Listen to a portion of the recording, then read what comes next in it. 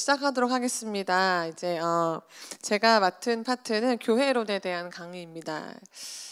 제가 이제 목사님 강의 들으면서 역시 목사님이시다 생각이 들었어요. 하필 제가 두 번째 해가지고 차라리 첫 번째 하고 빨리 빠질 걸 두 번째 한다고 해가지고 상당히 부담스럽게 뒤에서 앉아서 강의를 들었는데 저는 그 담임 목사님처럼 재밌게 잘 물 흐르듯이 할 자신은 없어요. 가뜩이나 교회론이야. 그래서 저는 개인적으로 준비하면서 너무 좋았는데 여러분도 좋으실지 여러분의 은혜가 되기를 원합니다. 네, 우리 먼저 들어가도록 하겠습니다. 그 교재 다 받으셨으면 저는 이제 빈칸을 줬어요. 그래서 빈칸을 잘 채우시면서 함께 따라와 주셨으면 좋겠습니다. 보면은 우리가 먼저 이 시대를 잘 파악하는 게 중요해요. 우리 시대 가운데 우리가 이 교회가 지금 어느 시점에 있느냐. 미래는 과거의 거울이다라는 말을 이제 윌리엄 셰익스피어가 했습니다. 그러니까 즉 과거를 돌아보면 미래를 예측할 수 있다라는 거예요. 우리가 살아온 방식이 곧 미래를 형성할 것이다라는 것입니다. 우리가 코로나로부터 빠져온 지 얼마 되지 않았습니다. 여러분도 잘 많이 들으셔서 아시겠지만 코로나 기간 동안 전 세계가 상상할 수 없는 충격을 받았고 그 충격에서 교회도 예외는 아니었습니다. 무려 1만여 교회가 문을 닫았습니다.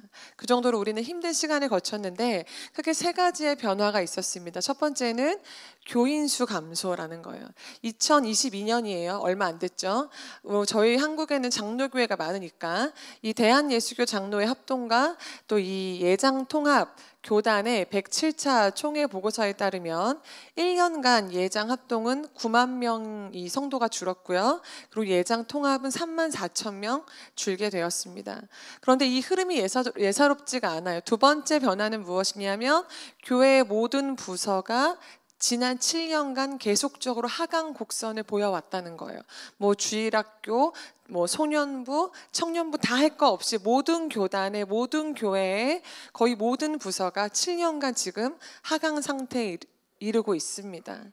근데 문제는 여기서 그치지 않아요. 세 번째는 무엇이냐면 한국 교회 신뢰도가 바닥을 치고 있다는 거예요. 특별히 이 코로나를 지나면서 저도 아직까지 제 안에 선명한 그림이 하나 있어요.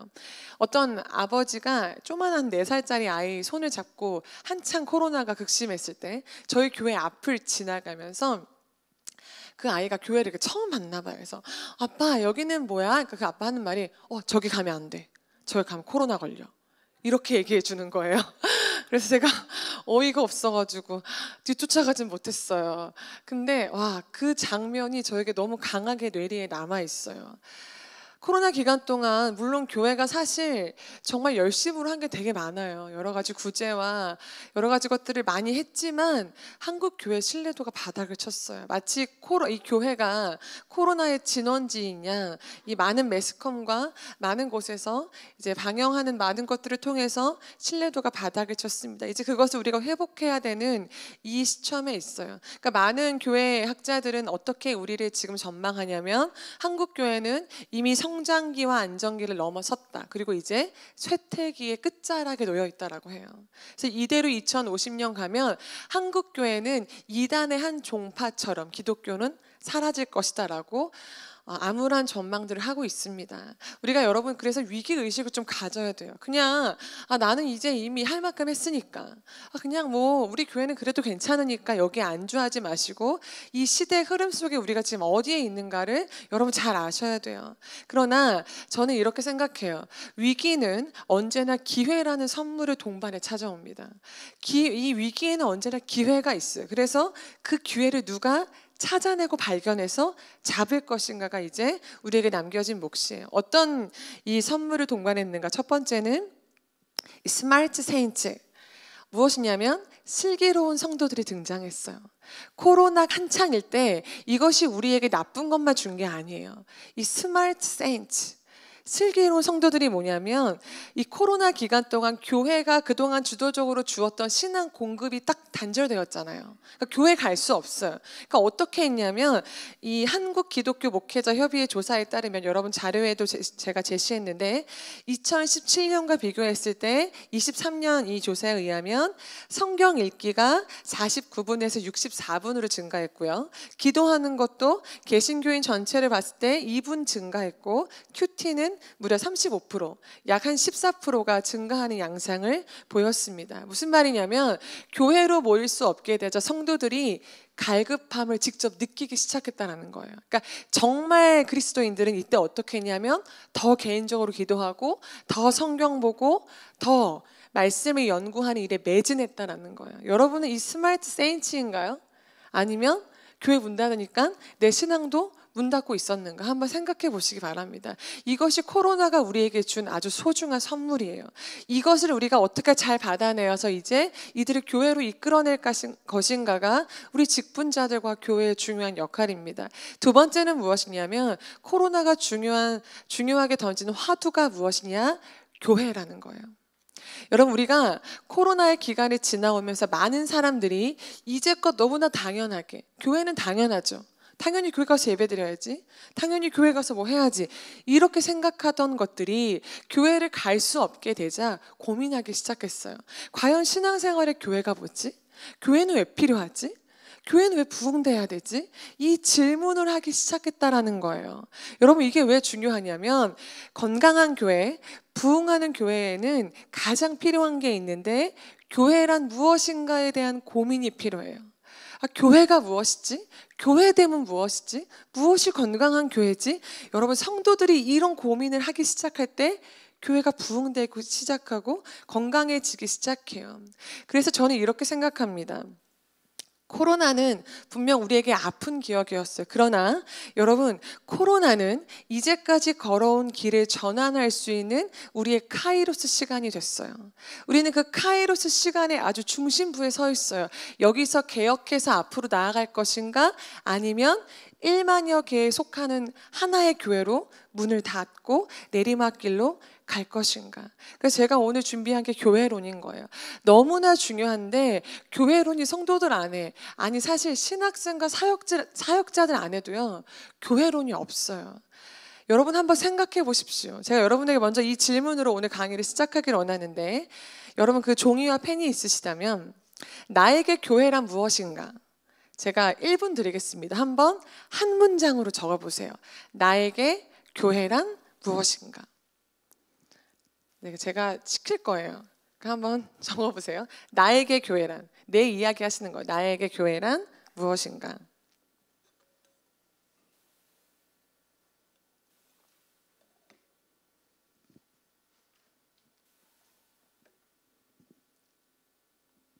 그동안 고민이 많았던 분들은 단박에 나오겠지만 교회가 교회지, 교회가 무엇인가 물어보면 뭐라고 답해야 될지 이런 분들은 좀 어려울 수 있지만 나에게 교회란 무엇인가? 적어보셨나요? 우리 강문옥 집사님은 교회란 무엇인가에 뭐라고 답하셨어요? 삶의 시작과 삶의 마지막이다. 역시 철학적이세요. 훌륭합니다. 또 저희 맨 뒤에 있는 우리 졸지 말고 우리 희선이는 자 교회란 무엇인가? 네, 교회란 무엇이에요? 가족이다. 네, 좋아요. 조란숙 집사님 교회란 무엇인가? 생명이다. 희구 교회란 무엇인가? 제2의 집이다. 우리 김선려 집사님 숨 쉬는 곳이다. 우리 김보람 집사님 안식처이다. 정봉규 집사님 하나님의 성전이다. 네, 좋아요. 이렇게 자기만의 교회에 대한 답을 가지고 있으셔야 돼요. 우리가 오늘 이 교회란 무엇인가에 대해서 정말 A부터 Z까지 한번 하나하나 성경을 근거로 한번 잘 우리 안에 성경적인 가치관을 좀 세워보기 원합니다. 두 번째로 넘어가 볼게요. 우리 다시 교회를 생각하다, 이런 고민 가운데 우리가 다시 교회를 좀 생각해 보았으면 좋겠어요. 이 긍정적 사고방식이란 이 베스트셀러의 저자 이 노만 비센트 목사님이 교회에 대해 이렇게 말했어요. 때로는 교회가 부패하고 허물과 모순투성이로 보일 수 있으나 하나님의 섭리와 인간의 구원과 희망이 실현되는 곳은 오직 교회뿐이다. 동의하십니까? 여러분, 신앙생활에 있어서 교회는 진짜 중요해요. 마치 우리 이 육체의 심장과 같습니다. 그러나 이 중요성을 알고 신앙생활하는 성도들은 극히 드물어요. 이 기억상실증에 걸린 교회를 쓴 이 마이클 그린피스의 책에서 이렇게 정의 내립니다. 많은 그리스도인들이 교회가 무엇인지 모르고 교회를 다니기 때문에 무기력한 삶을 살며 능력 없는 그리스도인이 되고 만다. 저는 이 문장에 적극 공감했어요. 많은 성도들이요, 교회가 무엇인지 모르고 교회를 다녀요. 그러다 보니까 그냥 교회는 예배하는 곳, 교회는 예배하는 곳이에요. 그래서 어떻게 되냐면 그저 그냥 예배주의자가 돼요. 예배가 장땡이지, 예배만 잘 드리면 되지. 그도 아니면 교회는 그냥 천국 가는 정거장이에요. 그러니까 정거장, 천국 가야 되니까 일주일에 한 번 나와서 도장 찍듯이 찍고 가면 언젠가 천국 가지 않을까. 여러분, 이렇게 교회 생활을 하게 되면 어떻게 되냐면 예배는 열심히 참석하고 그래서 헌신은 열심히 할지 모르나 결국 그들의 열심과 그들의 은혜라는 것이요, 교회를 세우지 못하더라고요. 교회의 덕이 되지 못하고 교회의 거침이 될 때가 많아요. 제가 이것을 고민하면서 왜 이럴까? 왜 이렇게 됐을까라는 것을 고민하기 시작했어요. 왜냐하면 정말 훌륭한 집사님, 권사님이신데 결국에 나중에 교회를 분리시키거나 교회의 질서를 따르지 않고 교회 덕이 안 돼요. 왜 그러지? 저는 이렇게 생각해 봤어요. 복음을 제대로 몰라서 그래요. 복음을 제대로 몰라서. 여러분, 복음에는 양면성이 있습니다. 제가 이제 복음의 양면성을 이야기할 텐데, 복음에는 크게 두 가지의 중요한 축이 있어요. 하나는 무엇이냐면 구원론. 구원에 대해서 여러분 정확히 아셔야 돼요. 근데 또 하나가 무엇이냐면 교회에 대한 거예요. 교회요. 제가 보니까 이 구원론은 우리 한국교회가요, 이 70년대부터 80년대 한창 이제 막 성장기로 일어나면서 이런 많은 교회 부흥이 일어났습니다. 그때는 정말 십자가만 세우면 그게 지하든 뭐 상관없이 성도들이 막 몰려다니기 시작했어요. 특히 이 선교단체들이 정말 많이 일어났어요. 80년대가 거의 피크에 이르렀죠. 근데 이 선교단체가 어떤 걸 했냐면 구원론을 가르치고 막 구원의 확신을 시키고, 저도 이 CCC에서 훈련을 받았는데 정말 체계적이에요. 근데 제가 선교단체 활동을 하면서 깨달은 게 한 가지 있어요. 제가 대학교 1학년 때 CCC가 너무 하고 싶어가지고 제발로 들어가서 제가 여기서 훈련받고 싶다. 그래서 한 달 정도 지났을 무렵이에요. 이 선교단체는 모임이 주중에 진짜 많아요. 근데 저는 지역교회를 섬기고 있잖아요. 특히 이제 수요예배 반주도 해야 되고, 전 어릴 때부터 수요예배를 무조건 나갔거든요. 금요기도에도 무조건 나가는 거고. 근데 선교단체 성경 공부가 수요일 날 있는 거예요. 저녁 예배 시간에. 그래서 제가 이렇게 물어봤어요, 순장님한테. 근데 요 시간이 예배 시간인데 예배 가야 되는데, 이렇게 물어보니까 근데 너가 지금 훈련 받으니까 이게 더 중요하지. 제가 그때 뒤통수를 한 대 맞는 것 같았어요. 그래서 제가 겁없이 그분에게 이렇게 얘기했어요. 선교단체가 존재하는 이유는 교회의 사역을 돕기 위해서인데 나로 하여금 교회의 예배에 참석하지 못하게 한 이 훈련이 과연 건강한 것이냐. 그리고 그날 나왔어요. 선교단체를 나오고 제가 집으로 돌아오는 통학버스에서 엄청 울었어요. 하나님, 저 훈련 받고 싶은데 왜 이러죠? 저 훈련 받고 싶은데 왜 여기는 이렇게 교회와 계속 상충돼야 되죠? 여러분, 선교단체들이 한국교회에 준 긍정적인 영향은 정말 많습니다. 정말 많아요. 막 제자훈련부터 시작해서 구원의 복음과 교리를 잘 정립해주고 사형리 전도책자, 정말 많은 사람들에게 복음을 전했는데 그들에게 복음이 들어가서 어디로 꼽히지 못했냐면 교회론으로 꼽히지 못했어요. 교회론으로 꼽혀서 나가줘야 되는데 자기네 이 제자를 만들고 자기네 단체를 키우는 거에 멈춰버렸어요. 그리고 안타깝지만 교회가 사실은 제자 훈련을 교회에서 해야 되거든요. 정말 제자 훈련을 교회가 해야 되는 일인데 그게 교회가 어려우니까 선교단체의 도움을 받았던 건데 교회가 해야 되는 일들을 하지 못한 채 넘겨버리니까 교회론이 부실하게 돼요. 그러니까 그때부터 성장한 많은 그리스도인들이 지금의 장년들이죠. 구원의 확신은 진짜 분명해요. 막 열심은 있어. 그러나 교회론이 약해. 교회는 그냥 제가 자주 얘기하죠. 그 베스킨라빈스 31이 선택하는 것처럼 내가 가기에 좋은 교회, 편리한 교회. 요즘 이게 더 심해졌어요. 그렇게 우리의 신앙이 고착돼 있어요. 중요한 건 복음의 양면성을 정확히 아셔야 돼요. 그래서 오늘 제가 이거를 하나하나 짚어드릴 텐데 첫 번째는 구원론을 잘 정립하셔야 돼요. 자, 우리가 구원론에 대해서 점검할 때 여러분에게 두 가지의 중요한 질문을 하게 됩니다. 첫 번째는 무엇이냐면 어떻게 죄인이 구원받아 하나님의 거룩한 자녀가 될 수 있는가라는 질문이에요. 두 번째는 뭐냐면 이렇게 구원받은 사람이 어떻게 하면 거룩한 삶을 살 수 있을까? 이 두 가지가 그리스도인에게 너무나 중요한 질문입니다. 이 질문을 에베소서 3장 8절과 9절을 통해 한번 봐보면 자, 한번 같이 읽어봅시다. 시작.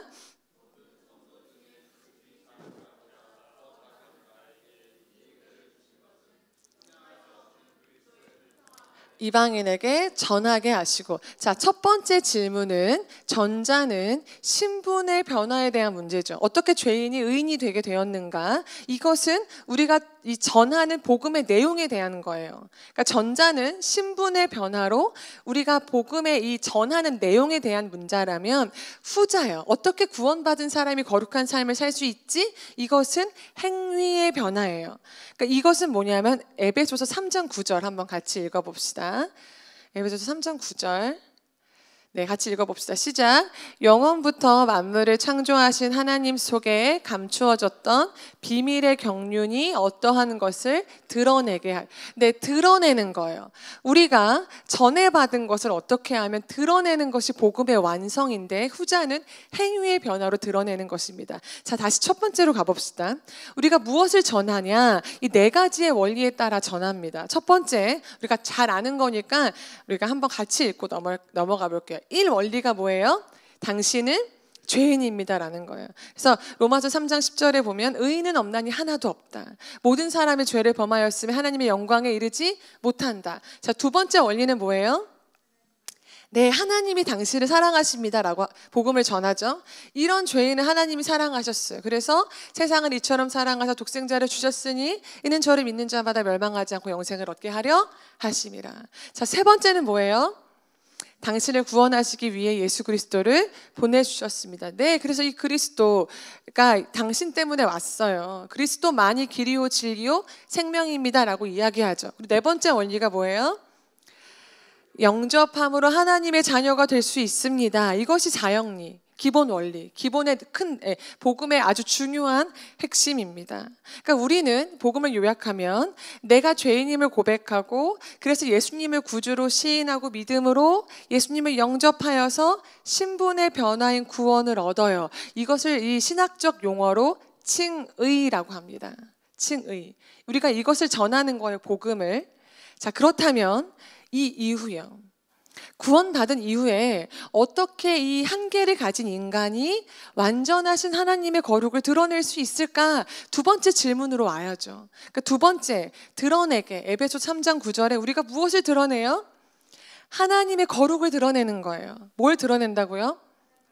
네, 하나님의 거룩을 드러내는 거예요.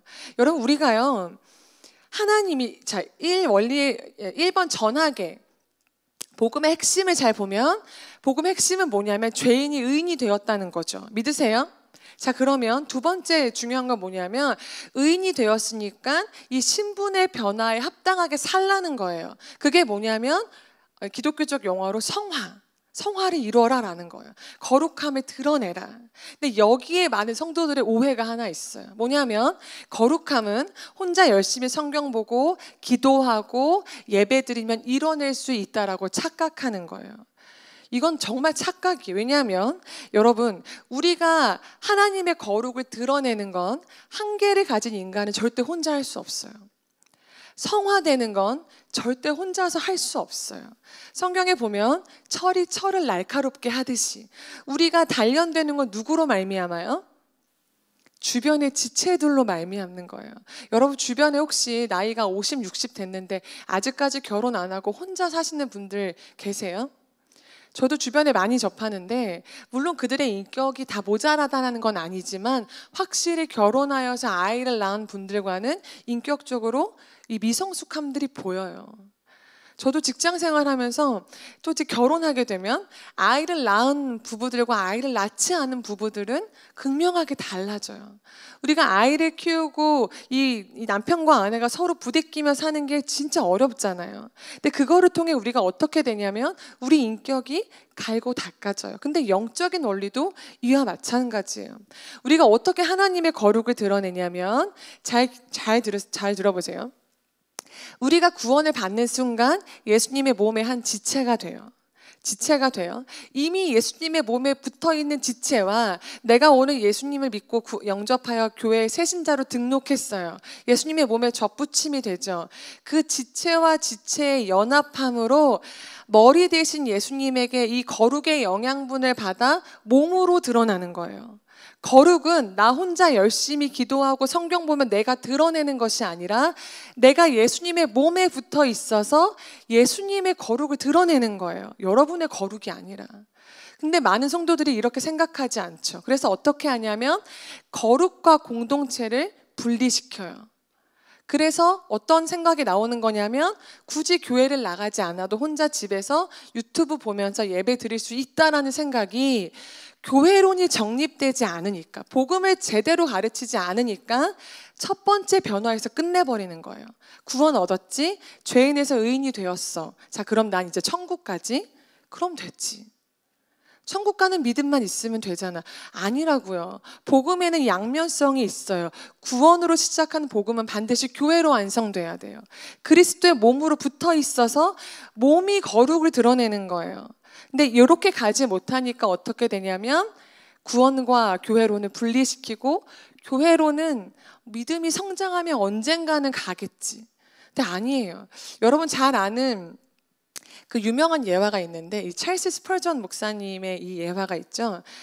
어느 날 한 청년이 이 스펄전 목사님에게 와서 이런 상담을 요청합니다. 목사님, 제가 지금 가는 교회에서 저는 엄청나게 상처를 너무 많이 받았어요. 그래서 완벽한 교회를 찾고 있어요. 그러니까 저에게 완벽한 교회를, 좀 완전한 교회다운 교회를 좀 소개시켜 주세요라는 이런 상담을 합니다. 그러자 이 스펄전 목사님이 웃으면서 이렇게 대답했어요. 형제요, 형제가 만약 진짜 그런 완벽한 교회를 찾거든 나에게 꼭 알려주세요. 나도 그 교회의 성도가 되고 싶어요. 다만 당신은 그곳에 나가지 마세요 라고 얘기를 하는 거예요. 그러니까 이 형제가 갑자기 당황스럽죠. 그래서 이렇게 물어봐요. 아니 그게 무슨 말이에요? 라고 물어보니 이 스펄전 목사님이 이렇게 얘기했어요.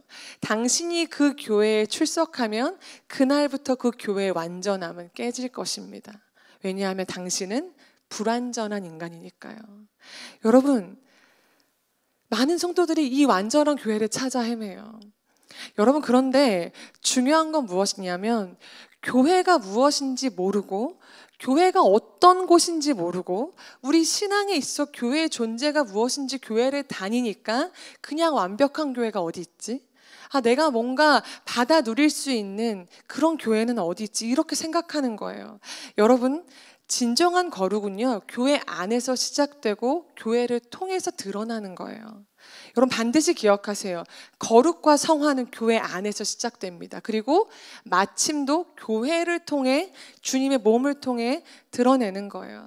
동전이 양면으로 되어 있듯이 복음도요. 한쪽만 가르치면 복음의 가치를 잃어버려요. 복음의 양면을 여러분 제대로 아셔야 돼요. 구원으로 시작한 복음은 반드시 교회로 완성돼야 돼요. 그렇지 않으면 반쪽짜리 복음, 반쪽짜리의 이 크리스찬이 되고 말아요. 자, 그래서 4번으로 넘어가면 교회가 무엇인가? 물론 교회에 대한 많은 은유들이 있습니다. 뭐 교회는 가정이다, 신부다, 포도원이다, 성전이다, 뭐 왕국이다, 양떼다. 근데 가장 중요한 성경의 가르침은 무엇이냐면 교회는 뭐예요? 한번 같이 읽어볼까요? 시작. 그리스도의 몸이다. 에베소서 1장 23절은 이렇게 말합니다. 교회는 그의 몸이니 만물 안에서 만물을 충만하게 하시는 이의 충만함이니라. 여러분, 인생의 진짜 충만은 어디에 있어요? 교회에 있다고요. 인생의 만족은 어디 있어요? 교회에 있어요. 여러분, 이것은 제가 교회 목사라서 교회에 사람 끌어모으려고 하는 게 아니라 에베소서 1장 23절의 말씀이에요. 인생을 충만하게 하는 건 교회됨에 있어요. 자, 교회에 대한 이 헬라 원어는 에클레시아라는 단어인데 불러낸다라는 뜻이에요. 그러니까 교회는 뭐냐면 세상으로부터 불러내어서 주님을 위하여 살도록 부름받은 공동체예요. 교회는 개인이 아니라 두세 사람이 예수의 이름으로 모인 공동체, 주님의 몸을 말해요. 그러니까 잘 정리하셔야 돼요. 교회는 건물이 아니라 믿는 자들의 모임이고 그리스도의 몸인 조직체이고 공동체예요. 우리가 먼저 이 교회에 대한 생각을 잘 정리하려면 이 공동체를 소중하게 여기신 하나님을 여러분 잘 알아가셔야 돼요. 제가 먼저 이것을 여러분에게 좀 설명을 해드리고 싶은데, 우리 작은 2번으로 넘어오면 우리 이 교회 공동체를 통한 구속의 역사를 여러분이 먼저 잘 아셔야 돼요. 첫 번째 보면 제가 이 하나님 나라 언약과 이 공동체를 표시해 놨는데, 보면 자, 하나님의 속성을 우리가 먼저 알아야 돼요. 자, 창세기 1장 26절에 보면 이렇게 기록합니다. 우리의 형상을 따라 우리의 모양대로 우리가 사람을 만들자. 여기에 나오는 우리는 누구예요? 삼위일체 하나님이에요. 성경에 가장 처음 삼위 하나님이 계시된 곳이 어디냐면 바로 여기예요. 그러니까 하나님은요 항상 공동체로 존재하세요. 여러분, 그래서 이 하나님의 공동체를 부여받은 세상에 두 가지 기관이 있죠. 첫 번째는 뭐예요? 가정이고 두 번째가 교회예요. 하나님은 한 번도 혼자로 존재하지 않으세요. 삼위 하나님이 함께 존재하세요. 근데 이 삼위 하나님이 딱 한 번 분리되신 적이 있어요. 그게 언제인지 아세요? 예수님의 십자가 위에서. 예수님의 십자가로 이 모든 인간의 죄를 담당하시고 십자가에 달리실 때 뭐라고 하셨죠? 아버지, 어찌하여 나를 버리시나이까.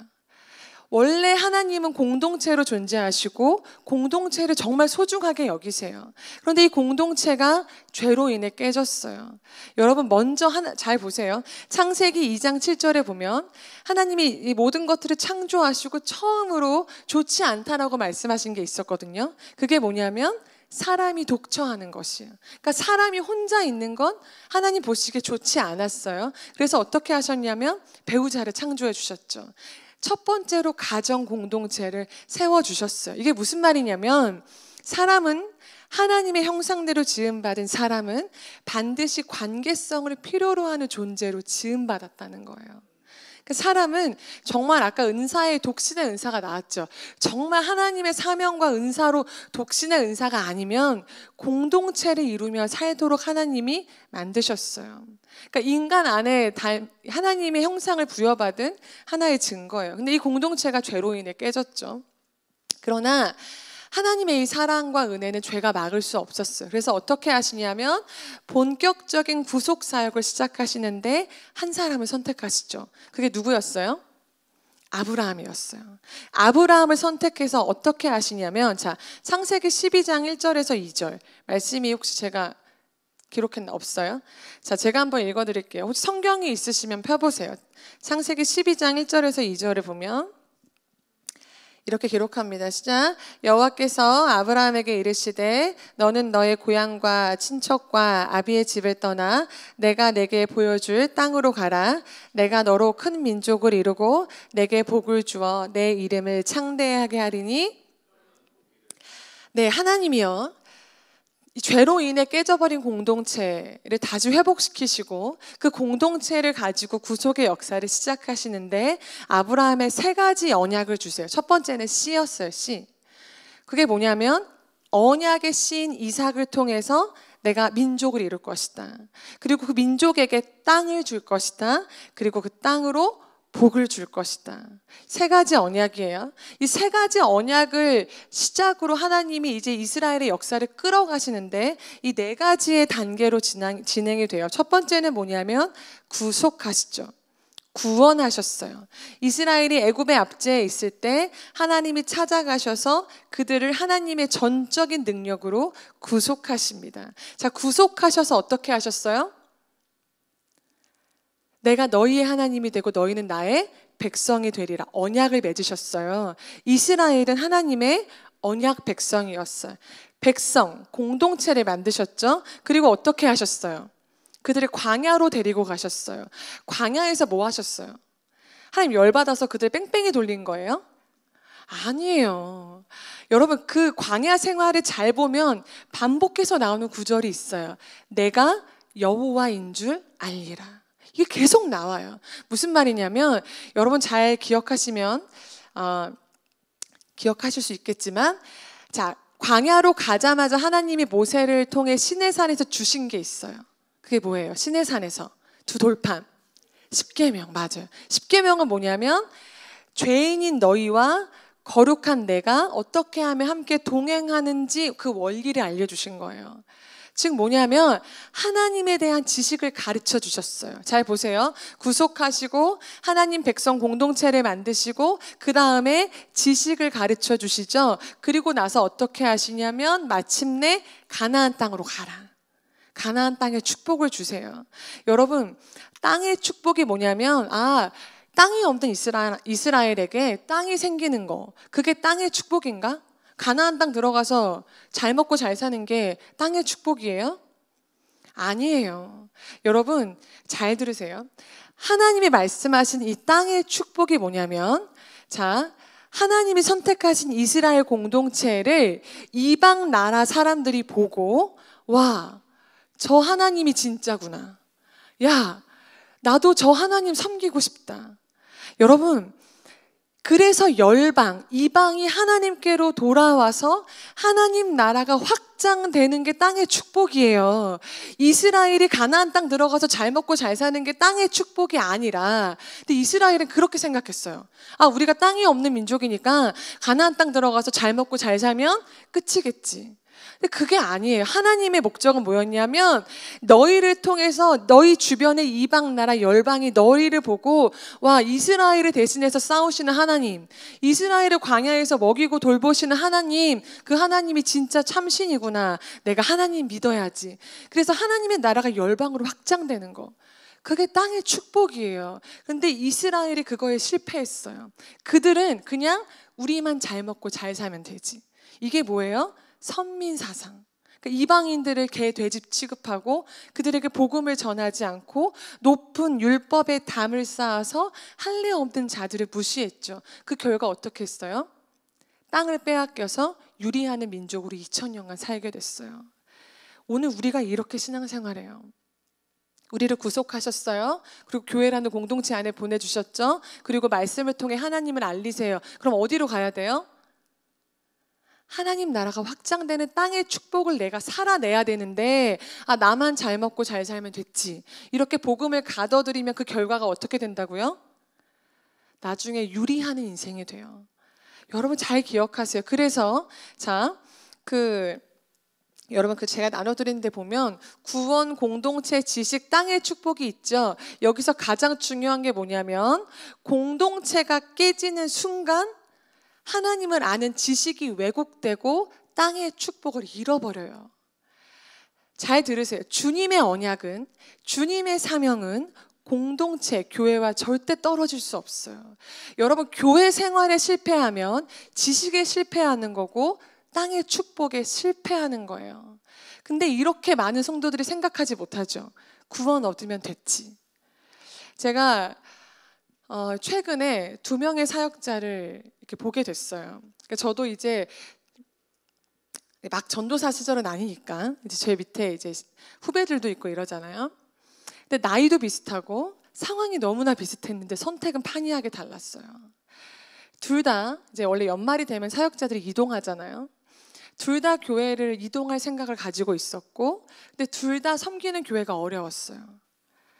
그리고 둘 다 똑같이 콜링을 했어요. 1년만 더 남아달라. 우리 교회가 지금 어려우니까 1년만 더 섬겨달라. 근데 너무나 신기하게 두 사람에게 동일하게 너무나 더 좋은 조건의 길이 열렸어요.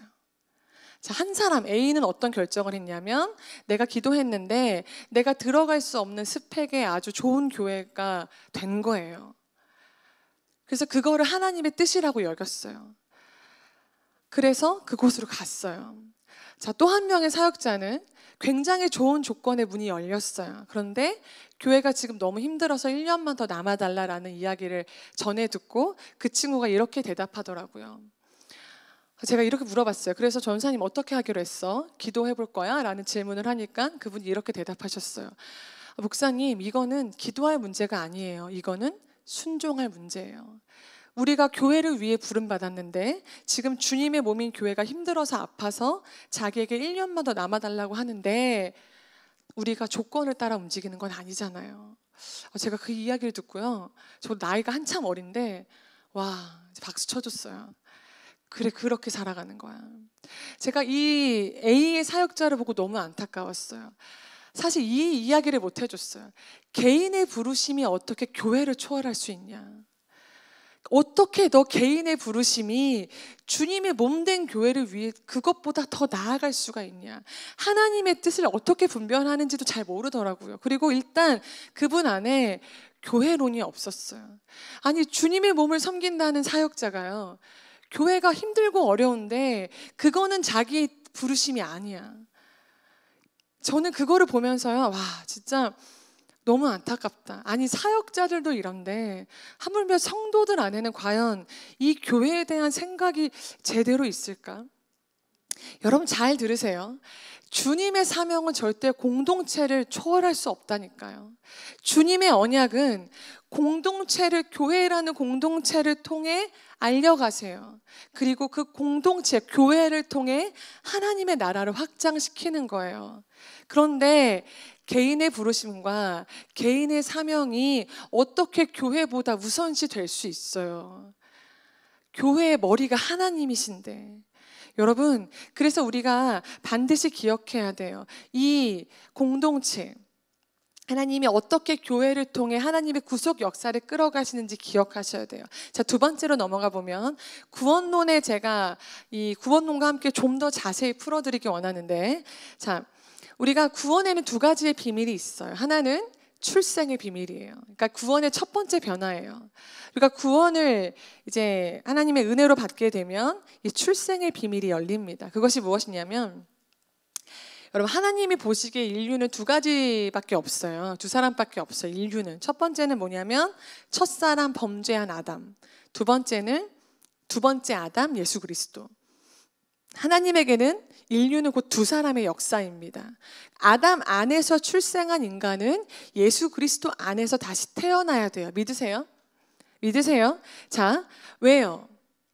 아담 안에서 태어난 인간은 모두 죄인이잖아요. 밑에 도표를 보세요. 첫 번째 아담으로 말미암아 죄가 왔고 사망이 왔고 그 사망이 모든 사람에게 왕노릇하죠.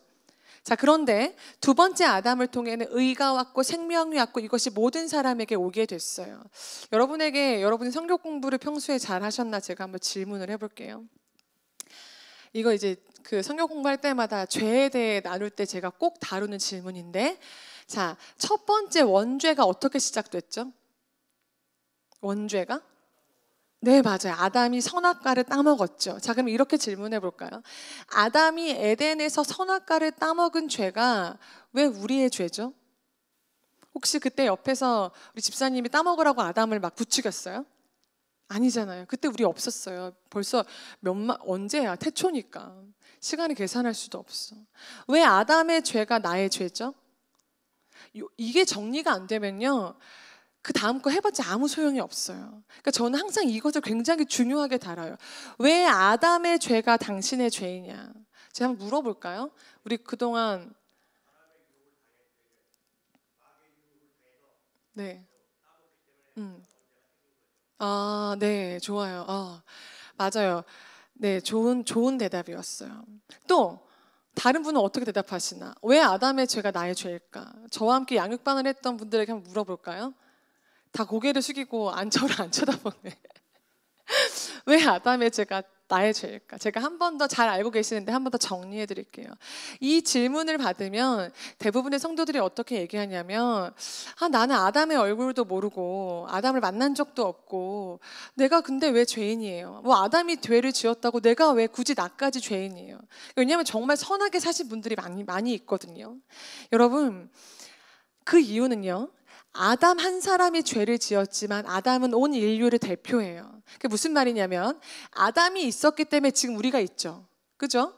아담 안에는요, 지금까지 지구를 거쳐간 수백억의 인류와 또 앞으로 태어날 수백억의 인류가 아담 안에 다 담겨 있어요. 그러니까 아담의 죄가 그냥 나한테 내려온 게 아니라 그렇게 생각하시면 안 돼요. 아담이 지어서 내가 죄인이구나, 그 의미가 아니라 그가 선악과를 따먹었을 때 나도 아담 안에서 같이 행동한 거라는 거예요. 여러분, 여기에 대한 동의가 은혜로 말미암아 있어야 돼요. 그러니까 즉 창세기의 선악과의 역사는 아담만의 이야기가 아니라 곧 나의 이야기인 거예요. 그러니까 내가 바로 에덴 동산에 있었던 그 사람입니다라는 고백이 없으면 신앙은 절대 출발할 수 없어요. 그냥 아담이 죄를 지었는데 왜 억울하게 내가 죄야? 그렇게 되면 그 다음부터 구구절절 얘기를 해도 하나도 들어올 수 없어요. 여러분, 먼저 여기를 인정을 해야 믿음이 시작돼요. 그래서 기독교가 중생을 강조하는 거예요. 거듭나셨습니까? 이렇게 물어보는 거예요. 영접하셔야 돼요. 거듭나셔야 됩니다. 여러분, 이 원죄를 해결하는 방법은 죽음밖에 없어요. 여러분, 이 죄에서 벗어나는 길은 로마서 6장 23절에 보면 죄의 싹은 사망이다. 그러니까 죄의 대가는 사망이에요. 그러나 하나님이 굉장히 공의로우셔서 이 죄의 법을 지키셨죠. 어떻게 지키셨어요? 대가를 완벽하게 지불하셨어요. 공짜로 얻은 게 아니에요. 예수님의 죽음으로 다 지불해내셨어요. 그리고 어떻게 했어요? 자, 똑같은 방법이에요. 우리가 아담 안에서 태어나서 죄인이 되었죠. 자, 그럼 이제 죄의 값을 지불하신 예수 그리스도 안에 들어가면 어떻게 되죠? 그렇죠. 죄의 값을 지불하시고 죄에서 자유케 되신 예수님의 의가 곧 나의 의가 돼서 내가 구원 얻는 거예요. 고로 우리는 아담 안에서 태어났다면 이제 다시 예수 그리스도 안에 태어나야 돼요. 그래야 예수님의 행위가 곧 나의 행위가 되는 거예요. 자, 그러면 예수 그리스도 안에 어떻게 들어가요? 어떻게 들어가요? 예수 그리스도 안에 어떻게 들어가죠? 요한복음 1장 12절 13절. 직분자들은 이제 이렇게 대답해야 돼요. 성경을 가지고 대답하셔야 돼요. 자, 어떻게 들어가요? 요한복음 1장 12절 13절에 의하면 영접하는 자, 곧 그 이름을 믿는 자들에게는 하나님의 자녀가 되는 권세를 주셨습니다라고 답하셔야 돼요. 그러니까 영접하는 자 거듭나면 이제 예수님의 행위가 우리의 행위가 돼요. 여기까지 잘 알아요. 근데 그 다음이 중요해요. 제가 그 다음을 얘기하려고 지금 여기까지 얘기한 거예요. 자, 에베소서 2장. 오늘 그 PPT에 있어요. 한번 같이 읽어볼게요. 굉장히 중요해서 우리 한번 앞에 전광판을 보시고 한번 같이 읽어봅시다. 시작. 그리스도 예수 안에서 그리스도의 피로 가까워졌느니라. 그는 우리의 화평이신지라. 둘로 하나를 만드사 이는 둘로 자기 안에서 한 세 사람을 지어 화평하게 하시고 또 십자가로 네, 여러분, 바울이 깨달은 구원의 비밀이에요. 우리는 여태까지 여기까지만 알았어요. 근데 바울이 계시로 깨달은 비밀이 뭐냐면, 두 번째 구원의 비밀이 뭐냐면 연합의 비밀이에요. 그게 뭐냐면, 와, 내가 예수 그리스도 안에 들어갔더니 여기 보세요. 하나가 되었고 한 세 사람이 되었고 한 몸으로 다시 태어났다는 거예요. 나는 그냥 예수 그리스도 안에 혼자 들어갔는데 들어가고서 딱 보니까 집합적인 세 사람으로 태어난 거예요. 단수가 아니라 복수예요. 여러분, 이 연합의 비밀을 이야기하는 거예요. 그러니까 구원은 그저 그리스도 밖에 있던 개인이 그리스도 안에 들어와서 죄를 사해 주신 개인적인 차원의 변화가 아니에요. 근데 많이 이렇게만 얘기해요. 구원은 뭐냐면 내가 그리스도 안에 들어왔더니 어떻게 태어나는 거예요? 다시 그리스도와 한 몸으로 하나로 한 새 사람으로 다시 태어나는 거예요. 그래서 에베소서 4장 3절은 이렇게 말하죠. 평안에 매는 줄로 성령이 하나 되게 하신 것을 어떻게 해라? 지켜라. 하나 되기 위해 기도하라가 아니에요. 이미 너희를 하나 되게 하신 것을 너희가 지켜라라는 거예요. 여러분, 그래서 구원은 그리스도의 몸, 교회 공동체와의 연합된 존재로 다시 태어나는 거예요. 우리는 어떻게 생각하냐면 저 예수님 영접했어요. 자, 그러니까 어느 교회를 가볼까? 이쪽 교회를 가볼까? 등록을 했어. 이렇게 이거를 나눠서 생각해요. 근데 그렇지 않아요. 저는 사실 그래서 어떻게 이야기하고 싶냐면 교회는 일평생 하나를 섬기는 게 제일 건강해요. 우리가 이사와 결혼으로 여기저기 교회를 떠다닐 수 있지만 그런 것만큼 신앙의 상처와 정말 이 지체됨이 너무나 많아져요. 우리가 가정이 하나인 것처럼 저희 엄마 아빠는 김경석 목사님, 박춘심 사모님 하나죠. 근데 제가 어떻게 저희 엄마 아빠가 매번 사랑스럽고 매번 좋았겠어요. 저도 엄마 아빠를 바꾸고 싶었던 적이 진짜 많아요. 그렇다고 제가 옆집에 가서 자, 오늘부터 양수대 권사님 저 너무 좋아하는데 제 엄마가 되어주세요. 이렇다고 엄마가 될 수 있어요? 없어요. 교회도 다르지 않아요. 교회도 내가 그리스도 안에서 다시 태어난 그 교회가 내 가족이고 내 몸인 거예요. 근데 이 교회론이 무너지니까 성도들이 떠돌아다녀요. 여러분, 지나간 과거는 이미 지나갔고 이제부터가 중요해요. 이 교회론이 우리 안에 회복돼야 돼요. 나는 교회로 다시 태어나는 거예요. 집합적 새 사람으로 태어나는 거예요. 여러분, 제가 4분만 쉬고 5번부터 다시 할게요. 네, 우리 이제 히터 꺼주셔도 될 것 같아요. 4분만 쉬고 나머지 5번부터 쭉 이어서 마지막 마무리 하도록 하겠습니다.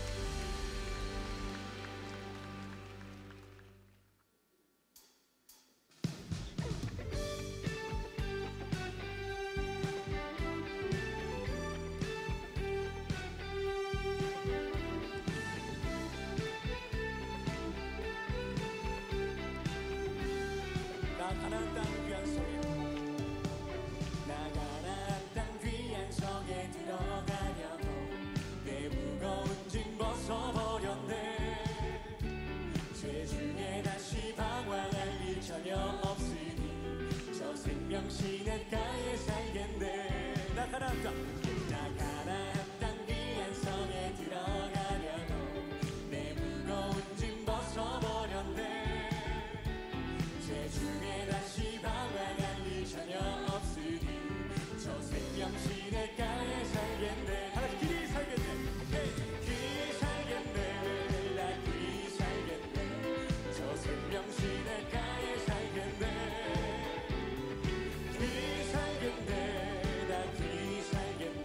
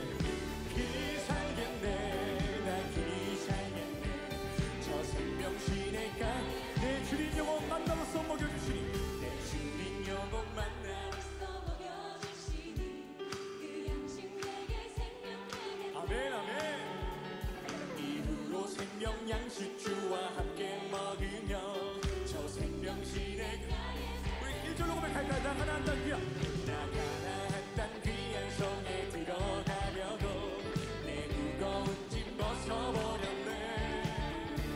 죄 중에 다시 나아갈 일 전혀 없으니 저 생명신의 가히 그리 살겠네. 그리 살겠네. 나 그리 살겠네. 저 생명신의 가히 살겠네. 그리 살겠네. 나 그리 살겠네. 저 생명신의 왜 오늘의 목소리 고백할까요? 그리 살겠네. 헤이 그리 살겠네. 컴온. 나 길이 살겠네. 저 생명신의 가에 살겠네. 그리 살겠네. 길이 살겠네. 나 길이 살겠네. 저 생명신의 마지막으로 고백합니다. 그리 살겠네. 할렐루야. 그리 살겠네. 나 그리 살겠네. 저 생명신의 가에 살겠네.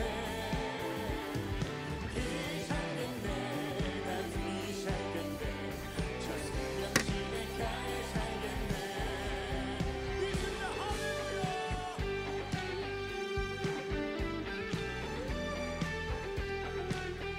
우리의 갈급한 심령, 주님 영혼, 주님의 그 만나서 먹여주시는 그런 주님만을 찬양하며 나아갑니다. 할렐루야. 주님 부름을 받아 주시옵소서. 아멘.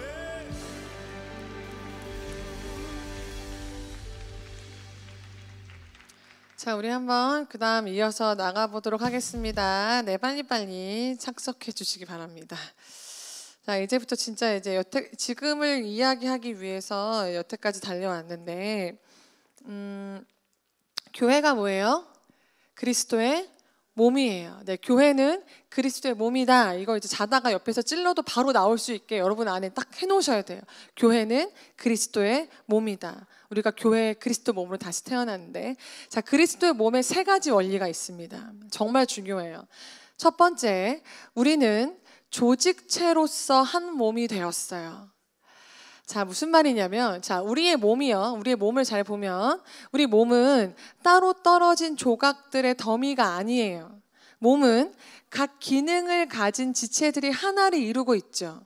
그러니까 이 지체가 손, 다리 다 이게 하나가 되지 않으면, 연합이 없으면 육체의 기능을 할 수 없어요. 제가 지금 마이크를 들고 있지만 마이크를 들기 위해 제 두 다리가 힘을 주고 있고, 여기가 다 이렇게 구부려지고 있고, 제 머리는 계속 잡고 있어요. 이렇게 신호를 보내고 있잖아요. 이 한 가지 동작도 사실은 모든 지체의 연합이 돼서 가능해요. 근데 만약에 예를 들어서 내 손이 왼손이 진짜 재주가 많아. 왼손으로 글씨도 쓰고 막 이것저것 다 해. 그러니까 재주가 많으니까 이거 잘라가지고 다른 데 필요한 곳에 보낼 수 있어요? 이거 잘라지는 순간 어떻게 되죠? 이 손은 죽어요. 맞아요. 여러분, 여기서 가장 중요한 원리가 있는데 뭐냐면, 일단 몸에서 잘리면 생명력을 잃어버려요. 지체가 아니라 시체가 되는 거죠. 지체의 가장 핵심은 뭐냐면 붙어 있어서 가능한 거예요. 그러니까 이 손의 이 핵심은 뭐냐면, 여기 몸에 붙어 있기 때문에 제 기능을 할 수 있는 거예요. 자, 그런데 나만 구원받고 나 혼자 은혜 받고 나 혼자 신앙생활 잘하면 되지. 아까 우리 목사님이 아까 말씀하셨지만, 예수님은 좋은데 교회는 싫어. 이게 무슨 말인지 아세요? 자, 이 손이라고 생각해 봅시다. 이 손이요. 야, 나는 교회가 진짜 싫어. 이 손목 같은 지체가 있는데 진짜 꼴보기 싫어. 그러니까 나는 오늘부터, 근데 머리는 진짜 교회 머리가 누구예요? 예수님이잖아요. 그러니까 나는 오늘부터 머리에 붙어 있을래. 그래서 이 손이 머리에 붙어 있다고 생각해 보세요. 얼마나 보기 추해요? 각자 하나님이 붙여주신 교회와 그 자리가 있어요. 이게 얼마나 교회를 모르고 나는 예수님은 좋은데 교회는 싫어. 그러니까 혼자 가난한 성도가 되어서 유튜브 보면서 예배드리는 게, 여러분 사실은 죽어가고 있는 것이고 실패한 유대인들의 생각이에요. 여러분, 지체의 생명력은 붙어 있어야 가능한 거예요. 여기서 떨어지는 순간 죽어버리고 말아요. 그 김서택 목사님의 책에 이런 교회 비유가 있는데, 콩자루 같은 교회와 메주 같은 교회가 있어요. 그 콩 몸에 좋은 거 다 아시죠? 근데 여러분, 콩이요, 그냥 콩자루 안에 담겨 있으면 겉으로 봤을 때는 굉장히 뭔가 많아 보이잖아요. 그런데 그거 딱 자루를 쏟는 순간 어떻게 되죠? 나달로 쫙 다 흩어져요. 그죠? 맞아요. 그거 다 어떻게 해요? 버려야 돼요. 그거 다 지저분해서 못 써요. 자, 그런데 그 콩들이 불에 들어가서 물에 삶아져서 하나가 되기 시작할 때 어떤 일이 일어나요?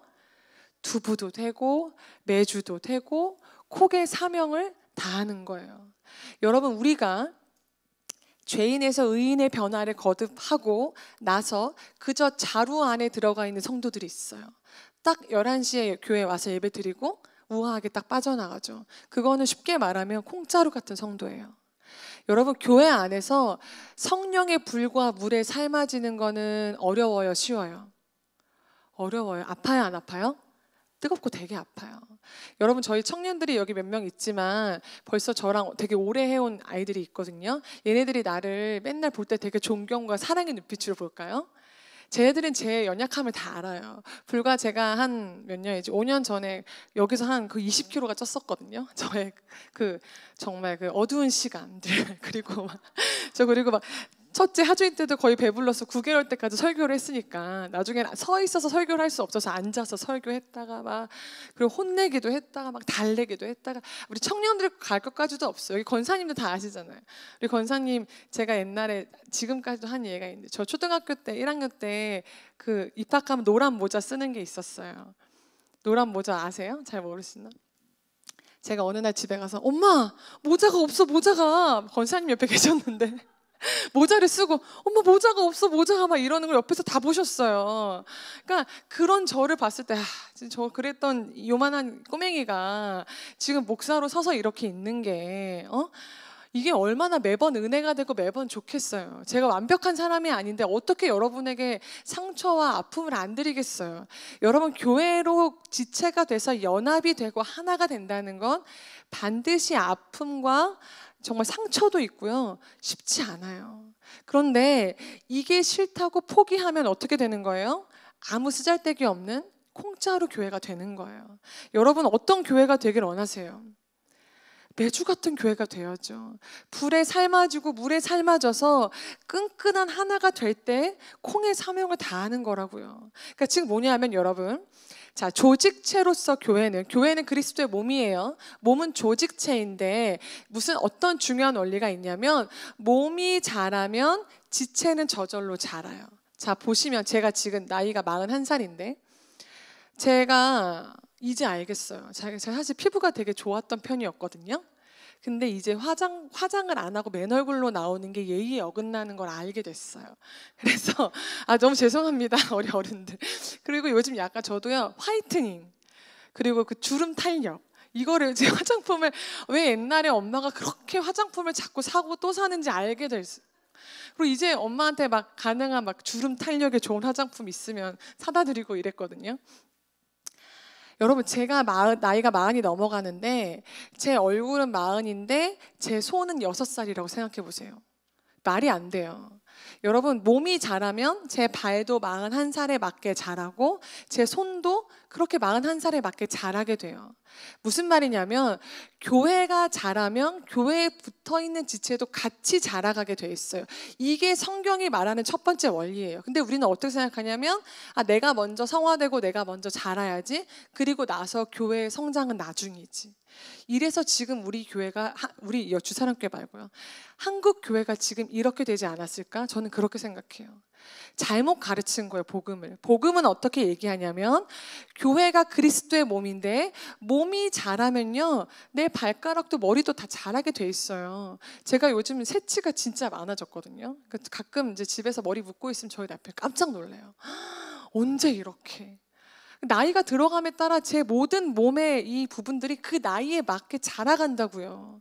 우리가 가장 먼저 힘써야 되는 건 뭐냐면, 성장은 하나님이 나를 부르신 위치에서 몸의 성장을 위해 우리가 연합해서 내 기능을 할 때, 손은 손대로 발은 발대로 내 기능을 할 때 성장이 일어나요.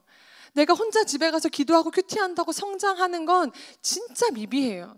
진짜 성장은 뭐냐면 교회로 부르신 자리에서 내게 맡겨진 기능, 사명을 다할 때요, 어느덧 1년을 돌아보니 와, 나 진짜 성장했네, 이렇게 되는 거예요. 성장은 이렇게 가야 돼요. 그런데 지금 어때요?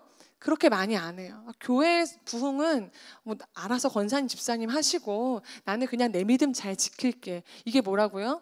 실패한 유대인들의 생각이라고요. 그들의 결론을 여러분 기억하세요. 2000년이 넘게 땅을 이름에 유리했던 그 결과가 오늘 우리의 결과가 될 수 있어요. 지체의 생명과 성장은 연합에 있어요. 잘 붙어 있지 않으면, 우리 아까 그 담임 사모님 그 심혈관 질환 얘기했잖아요. 막히면 어떻게 돼요? 그것이 나중에 죽어요. 막히면 죽어요. 즉 뭐냐면 지체의 생명은 원활하게 계속 작동돼야 돼요. 원활하게 흘러가야 돼요. 우리 안에 막힌 부분이 어디 있는지, 누가 잘 자라고 있지 않은지 여러분 돌아보셔야 돼요. 직분자들이잖아요. 어느 권사님이, 어느 집사님이, 어느 성도가 지금 자기 그 사명을 다하고 있지 않은지 정죄하라는 게 아니라 그 사명을 다할 수 있게 여러분이 옆에서 독려해 주시고 같이 가야 되는 거예요. 그때 나도 성장하는 거예요. 근데 많은 사람들이 어떻게 생각하냐면 교회를 위한 헌신과 사역은 내가 시간이 될 때, 그거는 소진하는 거라고 생각해요. 여러분 절대 그렇지 않아요. 절대 그렇지 않아요. 저와 되게 가까운 분이 예전에 이런 말씀을 하셨어요. 되게 큰 교회 다녔는데 이러시더라고요. 나는 그 교회가 되게 좋아. 그 교회 가면 되게 편안해. 목사님이 아무것도 안 시켜. 예배만 드리면 돼. 제가 속으로 그렇게 생각했어요. 죽어가고 있는 건데 그걸 모르는구나. 여러분 보세요. 이 새끼손가락에 아무 일도 안 하는 것 같지만 얘도 진짜 지금 굉장히 많은 일을 하고 있어요. 우리가 새신자가 되면 새신자로 왔으니까 지금 뭐 하라고 하면 안 돼요. 아니에요. 하나님이 그를 우리 교회로 부르신 건 그가 해야 될 역할과 사명이 있기 때문이에요. 그러니까 진짜 건강한 교회는 모든 성도가 다 어떻게 해야 되는 거예요? 각기 제 자리에서 자기 일을 막 할 때요, 교회가 막 커지는 거예요. 근데 우리 교회가 왜 안 커지고 있어요? 눈 한쪽만 이렇게 일하고 있거든요. 여기 안 보이는 거예요. 귀 둘 다 막혔어. 그럼 어떻게 돼요? 온전히 성장할 수 없어요. 여러분 꼭 기억하세요. 우리는 한 몸의 첫 번째 원리가 뭐냐면 조직체예요. 함께 성장해 가는 거지 성장이 나 혼자 성장한다고 성장되지 않는다는 것을 기억하셔야 돼요. 자, 두 번째는 뭐냐면 유기체로서 우리는 영적 통일체가 되었어요. 좀 어려운 말인데, 자, 제가 앞에서 육체 생명의 핵심이 연합에 있죠. 붙어 있어야 돼요. 붙어 있지 않으면 어떻게 된다고요? 죽어요. 네, 성장도 안 되지만 죽어버려요. 영적인 것도 마찬가지예요. 자, 봅시다. 이 손이 제 손가락에 손목에 붙어 있지만 손목이 손가락을 조정해요? 아니면 머리가 손가락을 조정해요? 머리가 조정해요.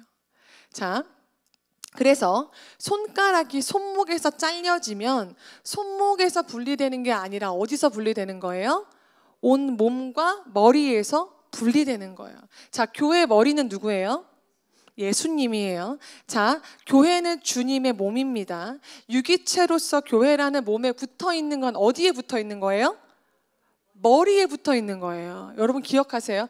내가 지금 여기서 피아노 반주하고 있지만 이거는 목사님이 시켜서 하는 게 아니라고요. 내가 이 자리에 있을 수 있도록 누가 나를 이 자리에 갖다 놓으신 거예요? 예수님이 갖다 놓으신 거예요. 고로 자, 이 몸에서 분리되는 거는 어디에서 분리되는 거예요?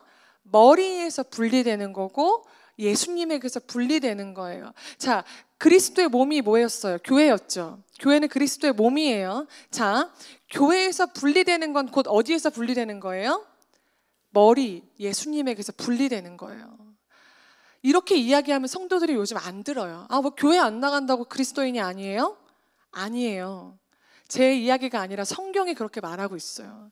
교회가 그리스도의 몸이라고 말씀이 분명히 하셨는데 뭐 로컬 처치만 로컬 교회인가요? 유니버셜 처치. 저희가 교회잖아요. 진짜 개풀 뜯어먹는 소리예요. 너무 흥분해가지고 막 이렇게 나오는데 그게 여러분 교회가 그리스도의 몸이 교회라니까요. 교회로부터 분리되는 건 엄밀히 말하면 예수님에게서 분리되는 거라고요. 이거를 기억하셔야 돼요. 그래서 지금 교회에서 분리되고 있는 지체들에게 여러분 관심을 가지셔야 돼요. 왜냐하면 그들이요, 여러분 원래 꽃도요, 꽃다발 선물 받으면 제가 보니까 한 몇 주도 싱싱하게 가는 꽃들이 있더라고요. 근데 그거 결국에 어떻게 돼요? 다 말라 시들어 죽어버려요. 우리가 직분자로서 어떻게 해야 돼요? 우리의 몸에서 떨어져 나간 지체들이 있는지 확인하고 돌보셔야 돼요. 제가 올 초에 가끔 저희 남편이 홈런을 칠 때가 있는데, 제가 되게 아꼈던 청년 한 명이 교회를 안 나온 지 한 3년 돼가고 2년 됐나? 3년 돼가고 있는 것 같아요. 근데 제가 너무 아끼고 사랑했던 청년인데 갑자기 안 나와서 사실은 좀 괘씸하고 배신감도 입었어요. 마음에 타격이 왔죠. 그래서 이제 원래 이제 교회를 나간 그 즈음에 굉장히 많이 연락을 했다가 계속 연락도 안 받고 씹고 이러니까 저도 이제 사람이잖아요. 그러다 보니 에라이 모르겠다. 그래 어디 한번 더 나가서 된통 깨져봐라. 그래서 이제 연락 안 했어요. 그리고 벌써 1년 반이 지났어요. 근데 백집사가 저한테 한번 연락해봐 이러는 거예요. 그래서 싫어. 내가 왜 맨날 연락해. 내 연락 다 씹고 문자도 씹고 전화도 씹는데. 그리고 이제 집에 와서 연락을 했어요.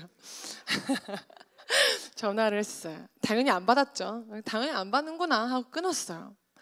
근데 그 다음날 장문에 카톡이 왔어요. 목사님 정말 죄송해요. 이런 거였어요. 제가 사실은 돌아가고 싶었는데, 그래서 올해는 돌아가야지라고 제가 결단을 했는데 사실 며칠 전 꿈에 제가 나왔대요. 그래서 이제 거의 임박했구나. 그래서 이제 제가 올해는 꼭 교회로 다시 돌아가도록 노력해 볼게요 라는 이런 그런 톡을 받았어요. 그래서 하나님이 우리 교회 지체로 몸으로 붙여주신 지체는 우리가 언제든지 항상 혹시 떨어져 나간 지체들이 있는지 확인하고 돌볼 때 하나님 이거 기뻐하시는구나. 제가 그런 생각을 하게 됐어요. 여러분 중요해요. 보세요. 몸에서 분리되는 건 머리에서 분리되는 거예요. 자 보세요. 제 몸 중에 여기 제가 이렇게 있는데 이 몸 중에 혹시 머리만 김찬미고 발은 김찬미가 아닌가요? 그 말이 안 되죠. 이제 눈은 김찬미인데 입은 김찬미가 아니에요. 여러분 우리가 이런 말 많이 하잖아요. 너가 곧 교회다. 너가 곧 예수 그리스도. 이 말이 왜 나오는 줄 아세요? 붙어있기에 가능한 거예요. 붙어있는 걸 전제로 하는 거예요. 근데 붙어있지도 않으면서 제 안에 예수님이 계시잖아요. 제 안에 성령님이 있는데 제가 혼자 가서 예배드려도 그게 교회죠? 이게 개풀 뜯어먹는 소리라고요. 근데 이 손이 제 몸에서 떨어져 나가면 그건 김찬미 게 아니에요. 그거 갖다가 의료 폐기물로 버려야 돼요. 여러분 붙어 있으니까 너가 곧 예수고 너가 곧 교회다라는 이러한 선포가 가능한 거예요. 여러분 그래서 이거를 마태복음 25장에 보면 예수님이 이 말씀 하시잖아요. 지극히 작은 소자에게 행한 것이 곧 나에게 행한 거다. 그게 붙어 있으니까 가능한 말이에요. 여러분 이 김찬미라는 몸에 붙어 있으니까 이 새끼손가락도 김찬미인 것처럼 주님의 몸에 붙어 있을 때 작은 소자에게 행하는 것이 곧 나다라고 하나님이 받으시겠다라는 거예요. 여러분 교회 공동체로부터의 분리는 주님으로부터의 분리임을 기억하셔야 돼요. 근데 제가 이제 가끔 청년들한테 누가 교회 안 나오니까 돌아봐봐 이러면 근데 걔 교회 안 나와도 혼자 열심히 신앙생활 한대요.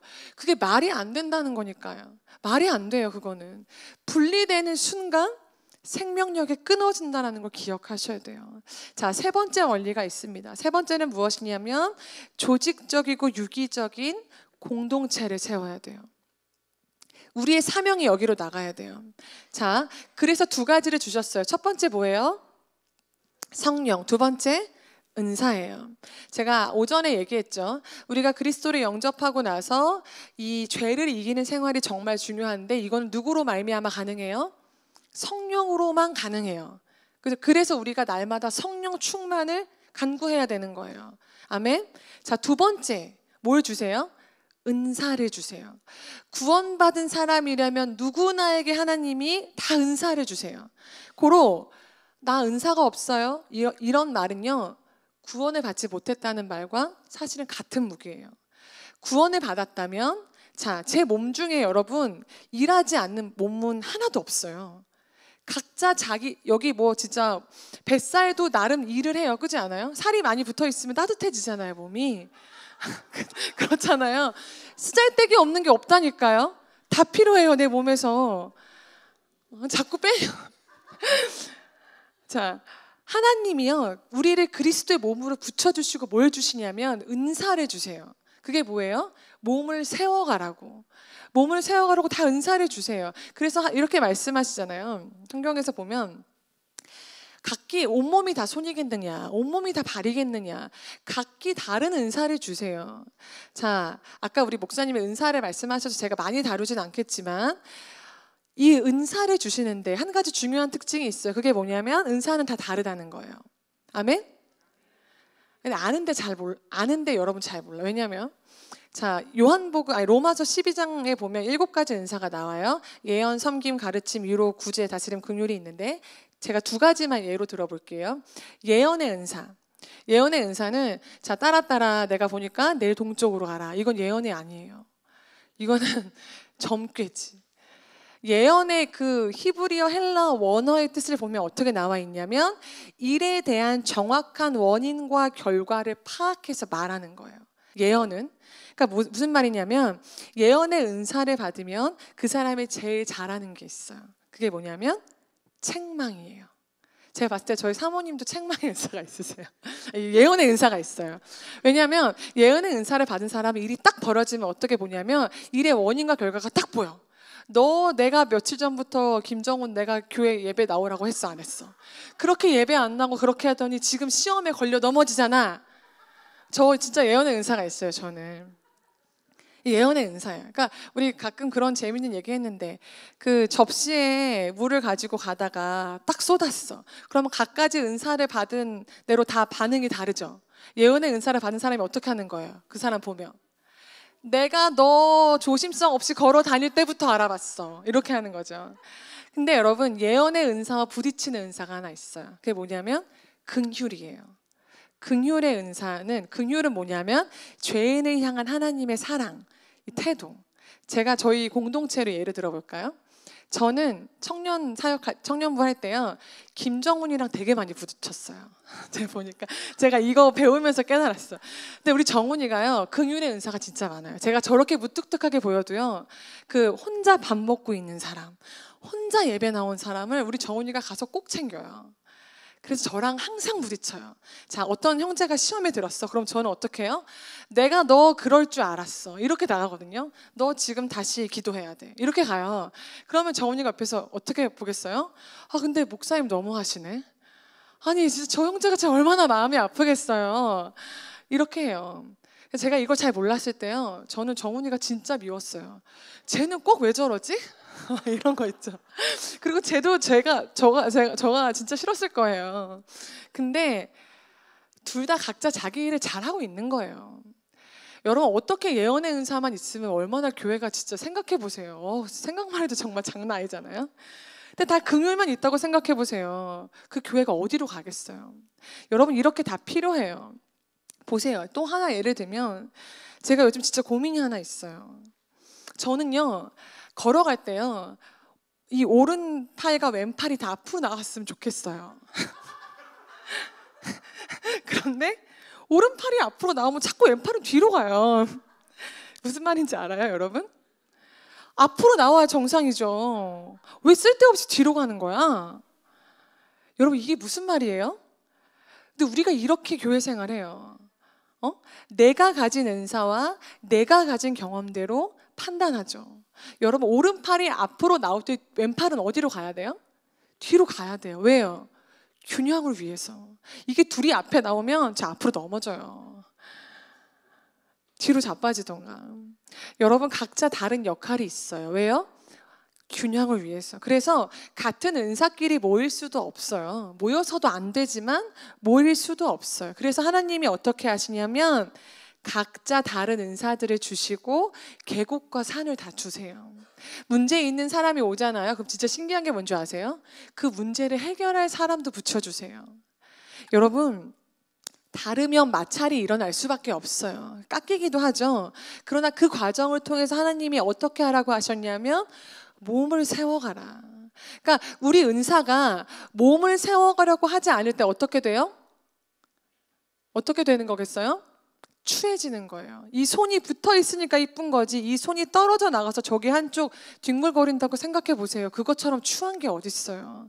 그런데 여러분, 우리가 이렇게 살아요. 아까 이건 목사님이 다루셨기 때문에 많이 다루지 않겠지만, 자, 여기서 우리가 또 하나 중요하게 생각해야 될 교회의 원리가 있습니다. 그것은 무엇이냐면 에베소서 2장 21절과 22절이에요. 우리 한번 같이 읽어볼까요? 시작. 그의 안에서 건물마다 서로 연결하여 주 안에서 성전이 되어가고 너희도 성령 안에서 하나님이 거하실 처소가 되기 위하여 그리스도 예수 안에서. 여기서 두 가지 중요한 단어가 있어요. 하나는 함께. 성장은 어떻게 이뤄간다고요? 함께 가는 거예요. 저는 정말 안타까운 게, 저 집에서 기도해요, 집에서 성경 봐요, 이런 성도들은 사실 제가 유심히 지켜보고 있어요. 네, 그렇게 맺은 성장과 은혜는 결코 교회의 덕이 안 되더라고요. 함께해요, 함께. 그리고 중요한 건 지어져 가느니라. 여러분, 이거를 여러분 가슴에 100번, 1000번, 10,000번은 새겨야 돼요. 이거는 지금 이 원어에 보면 현재 진행형으로 되어 있거든요. 여러분, 교회는 이 땅에 완성된 천국이 아닙니다. 아멘? 완벽한 교회는 존재하지 않아요. 뭐 저기 지구촌 교회, 분당 우리 교회, 사랑의 교회요, 겉으로 봤을 때는 삐까뻔쩍해 보일지 몰라도 들어가면 다 문제가 있어요. 작은 교회든 큰 교회든 다 문제가 있어요. 왜요? 완성되지 않았거든요. 우리 여기 옆에 지금 고등학교 짓고 있잖아요. 얼마나 불편한지 몰라요. 맨날 그 물 뿌려대고요, 막 그 흙 왔다 갔다 하고 그 앞에 큰 트럭 왔다 갔다 해요. 네, 근데 여러분, 누가 그 현장 지나가면서요, 여러분 그거 가지고 뭐라고 하는 사람, 정말 인격이 미성숙한 사람 빼고는 거의 없어요. 왜 그래요? 여러분, 공사 현장은요, 우리가 과정이기 때문에 기다려주는 거잖아요. 여기 고등학교 들어오면 얼마나 학생들이 많이, 저는 그거 지나갈 때마다 생각하면 너무 기뻐요. 그래서 우리 하나님 빨리 진짜 중고등부 잘 세워져서 진짜 맨날 전도하고 막 좋은 사역자 제가 맨날 기도하거든요. 여러분, 아직 지어져 가고 있는데 불편함을 감수하는 건 당연한 거예요. 교회도 마찬가지라니까요. 교회도 공사 중이에요. 공사 중인 교회를 향해서 완벽함을 기대하면서 불편함을 감수하지 못하는 성도는 건강한 성도가 아니에요. 누가 교회를 보고 판단해요? 지어져 가고 있는데. 여러분, 교회의 완성도는 누구예요? 하나님이세요. 제가 아니에요. 어디 보자, 김찬미 목사가 어디 한번 잘하나 보자, 아니라고요. 완성하실 분이 주님이세요. 저는 항상 그렇게 생각해요. 저희 교회, 저도 어제 막 사역을 준비를 하면서, 지금 이제 약간 부교육자가 없으니까 여러분 기도해 주셔야 돼요. 여러분 직분자들이니까 제가 얘기하는데 기도해 주셔야 돼요. 근데 부교육자가 없으니까 그래도 이제 부교육자가 하던 일이 또 다 이제 또 저한테 와서 막 여러 가지 하느라 정신이 없더라고요. 근데 불현듯 제 안에 성령께서 어떤 감동을 주셨냐면, 주사랑교회 담임 목사님은 예수님이시지, 나는 부목사인데 나는 평생 부목사로 살아야지. 예수님이 하라는 거 하고, 하지 말라면 하지 말고, 예수님이 뭐 교회 담임 목사님이시니까. 제가 봤을 때, 제가 이제 아직도 어찌 보면은 공동 담임으로 현재 맡고 있긴 하지만 담임 목사님 계시니까 제가 이제 좀 이렇게 기대 가고 있는 게 되게 많거든요. 그런 마음으로 교회를 섬겨야겠다. 우리 교회 담임 목사님 예수님이신데 그분이 교회를 세워가실 거니까 그분을 잘 따라가야지. 그분이 나한테 뭐라고 말씀하시는지. 여러분, 교회의 완성도는 주님이세요. 이 몸의 원리를 기억하셔야 돼요. 지어져 가고 있어요. 지어져 가고 있어요. 불편함을 감수하셔야 돼요. 자, 마지막, 제가 여러분에게 이걸 나누고 좀 정리를 할 텐데, 자, 그래서 이 교회의 힘의 근원이 어디에서 나오는가? 첫 번째가 뭐예요? 거룩함이에요. 여러분, 교회의 능력은 어디에서 나오는가? 거룩함이에요. 거룩함을 잃어버린 교회는 절대 주님께 사용받을 수 없어요. 여러분, 우리가 지금은 많이 초라하지만 저는 저희 교회가 정말 많이 부흥할 것을 믿음으로 고백해요. 근데 그때 여러분 꼭 기억하셔야 될 게 있어요. 우리 교회가 아무리 커진다고 해도 우리가 사람의 숫자나 돈으로 사역하려고 하면 안 돼요. 지금은 참 많이 연약하고 부족하니까 날마다 은혜를 구해요. 저도 이제 여름 캠프 얼마 안 남아서 지금 저희 이제 차 한 대가 있었는데 그 차를 팔아서 뭘 해볼까? 저희가 5월 달에요. 그 어린이 주일 때 제가 이 큰 프로젝트를 하나 기도하고 준비하고 있어요. 제가 이 주변에 있는 아이들 다 모아서 요 주차장에서 드림랜드를 열 거예요. 그래서 이 아이들이 여기서 마음껏 뛰어놀면서 복음을 전하는 그 접촉점으로 살려고 해요. 근데 사역을 하려면 돈이 필요하더라고요. 그래서 지금부터 기도하고 있어요. 안 되면 내 차라도 팔아야겠다. 내 오병이어를 드리면 주님이 일하시겠지. 근데 여러분, 지금은 우리가 이렇게 가난한 마음으로 사역하지만 나중에 교회가 커져서 막 재정이 넘치고 사람이 많아진다고요. 작은 교회 얕보고 막 돈으로 밀어붙이고 이렇게 하면 망해요. 교회의 능력은 어디서 나오냐면 거룩함에서 나오는 거예요. 여러분, 그래서 우리가 죄의 기준을 낮추는 순간 우리는 망하게 되어 있어요. 여러분, 거룩함을 위해 우리 교회는 모든 것을 쏟아부어야 돼요. 죄의 기준이 하나님과 같아지는 것이 성장이고 성화예요. 여러분, 그래서 부름받지 않은 것을 위해 그렇게 애쓰며 살지 마세요. 여러분, 우리 인생의 목적은 성공이 아니에요. 거룩입니다. 믿으세요? 행복도 아니에요. 여러분, 거룩을 잃어버린 행복은 그냥 쾌락이에요. 여러분, 그래서요, 성공이나 실패를 여러분 인생의 목적으로 삼지 마세요. 도구로 삼으세요. 성공하셨어요? 그럼 그 성공을 도구 삼아 하나님의 거룩함을 나타내세요. 여러분, 실패하셨어요? 할렐루야. 그 실패를 도구 삼아 하나님의 거룩함을 드러내면 돼요. 여러분, 가난하세요? 여러분, 언제까지 가난하지 않아요. 하나님이 자기 백성 자녀를요, 언제까지나 궁핍하게 두시는 분이 아니라니까요. 그럼 지금 그 가난을 도구 삼아 하나님의 거룩함을 이루면 돼요. 이게 거룩함을 드러내는 거예요. 교회의 능력은 거룩함에서 나옵니다. 그리고 두 번째는 뭐냐면 같이 읽어볼까요? 시작.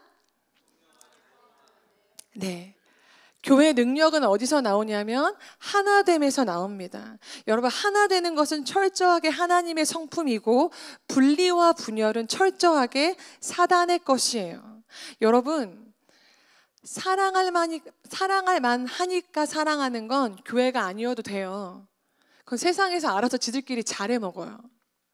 여러분, 자격이 안 되니까 그리스도의 사랑을 주어서 용납하고 사랑하라는 거예요. 여러분, 우리가 이름이 주사랑교회잖아요. 저는 사실 원래 여기로 이사 오면서 저희가 교회 이름을 바꾸려고 했거든요. 우리도 이 글로벌 시대에 맞춰서 영어 이름으로 요즘 약간 영어 이름이 트렌드더라고요.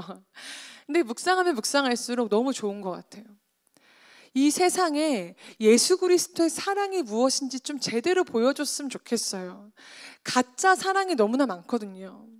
제가 여러분에게 그래서 이 성품을 하나 소개하고 좀 마무리를 짓고 싶은데, 우리가 온전히 하나됨을 위해서 맺어야 될 성품이 있어요. 그것이 무엇인가 하면 따라해 볼까요? 긍휼. 긍휼이에요. 제가 아까 긍휼 잠깐 다뤘지만 긍휼의 원어는 라함이란 뜻인데 불쌍히 여기다, 공감하다. 그런데 여러분 잘 들어보세요.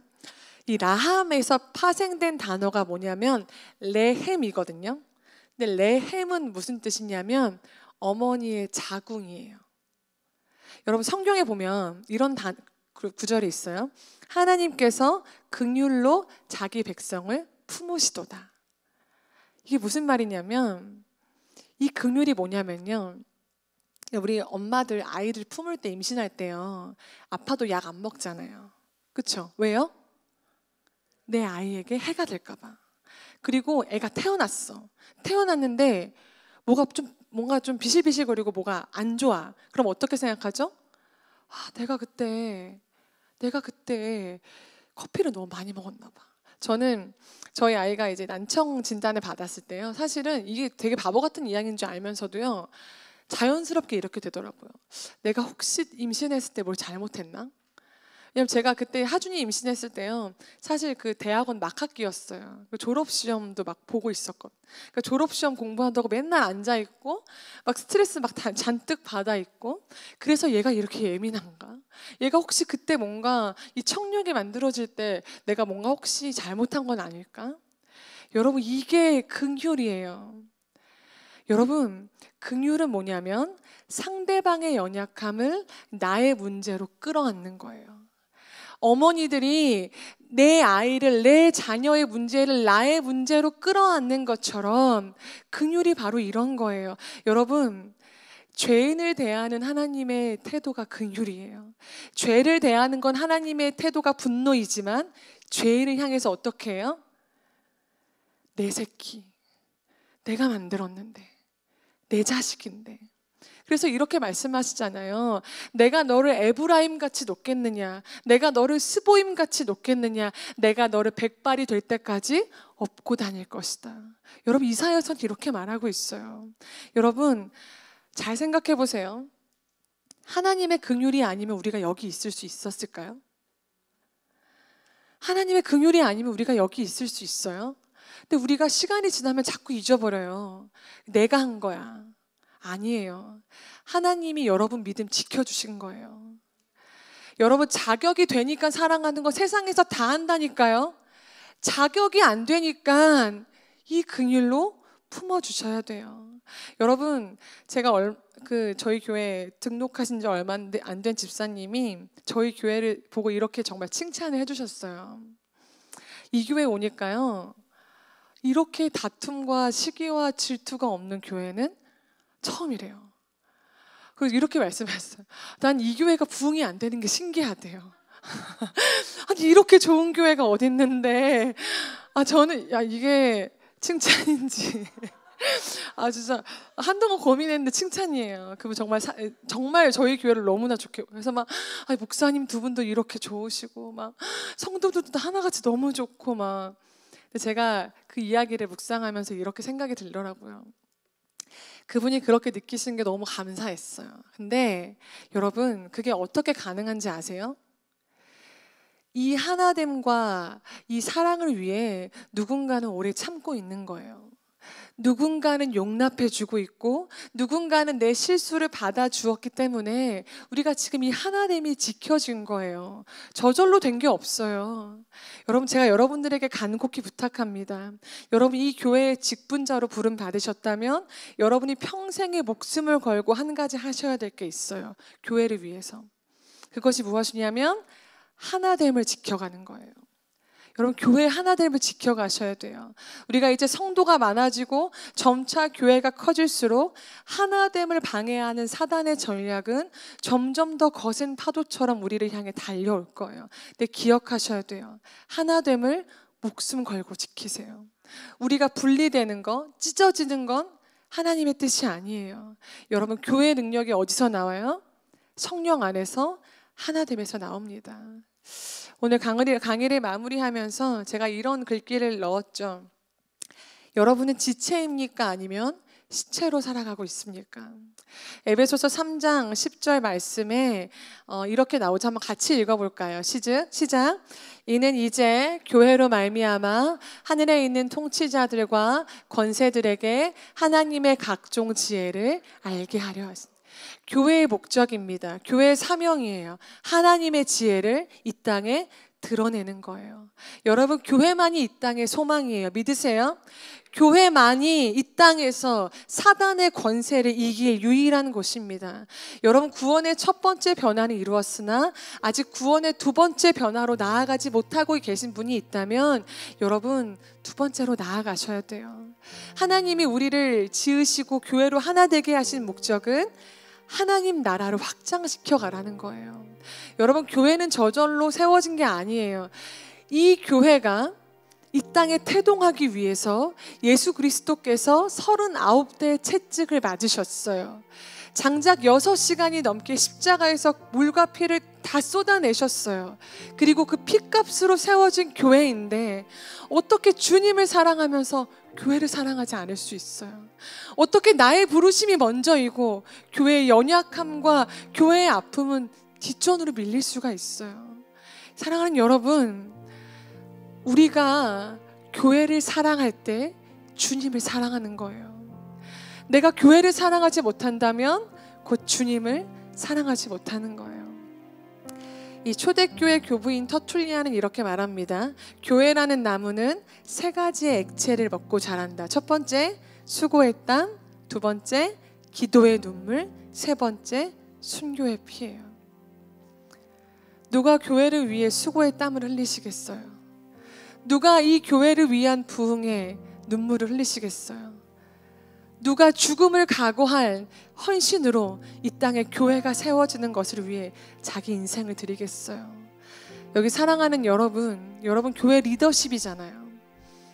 여러분 누군가 죽을 각오로 교회를 위해 헌신할 때 그 교회가 세워지기 시작해요. 우리 여러분에게 도전합니다. 0.3%의 소금물이 바다를 썩지 않게 하는 것처럼 여기 계신 여러분이 이 기도의 눈물과 순교와 수고의 땀을 각오할 때 오늘 주사랑교회가 하나님이 원하시는 교회로 다시 일어나게 될 거예요. 우리 함께 좀 기도하는 시간을 가졌으면 좋겠습니다. 두 분 앞으로 나와 주시고요. 우리 이 찬양 고백하며 좀 기도했으면 좋겠어요. 제가 아까도 이야기했지만 교회는 지금도 저절로 세워지지 않습니다. 그리스도의 몸은 반드시 주님께서 하셨던 것처럼 누군가 울고 누군가 죽어지고 누군가 자기의 헌신을 다할 때 오늘도 교회는 교회될 수 있어요. 하나님 아버지, 우리를 직분자로 세워주셨는데 주님이 사랑하신, 그래서 주님의 핏값으로 세워진 교회, 주님 나도 그 교회를 위해 나의 모든 충성과 헌신을 다할 수 있게 해달라고 우리 함께 이 찬양 주님께 올려드리며 기도합시다.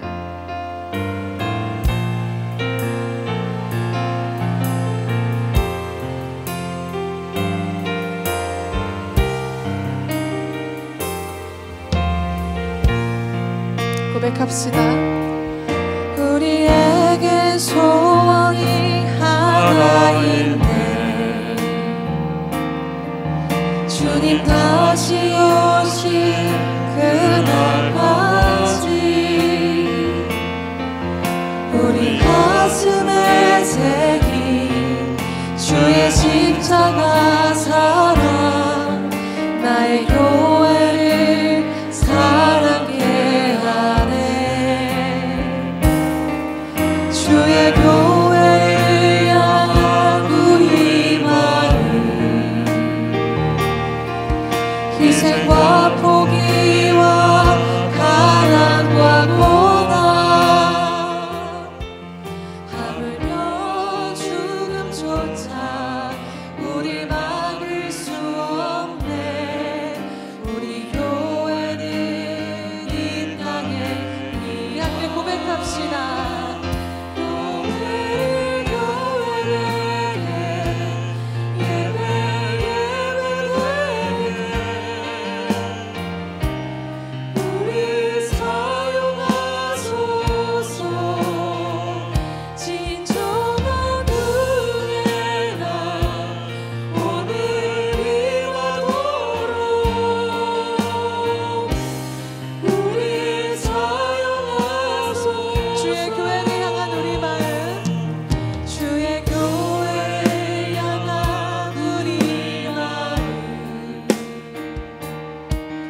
희생과 포기와 가난과 고난, 하물며 죽음조차 우릴 막을 수 없네. 우리 교회는 우리 함께 고백합시다. 하나님 교회를 교회되게 하나님 우리를 사용하여 주십시오.